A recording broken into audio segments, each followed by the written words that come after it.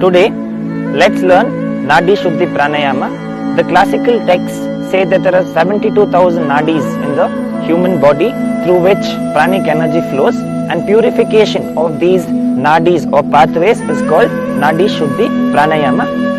Regular practice of Nadi Shuddhi Pranayama has several physical and mental benefits. It has a calming effect on your system. It's good for anxiety, stress. It's very good for hypertension, heart ailments, and autoimmune disorders. Let's get to the technique. First, sit in a comfortable meditative posture with your spine well lifted. Bring your left hand into Chin Mudra, right hand into Nasika Mudra. Use your ring finger and the thumb to control or to close your nostrils. Inhale through the left. Exhale through the right.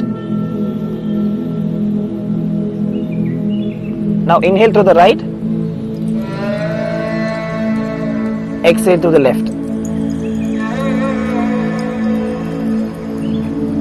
Okay, this completes one cycle. Once you're comfortable with this, start adding retention. So inhale, hold comfortably, exhale. Now inhale to the right, hold comfortably, exhale to the left.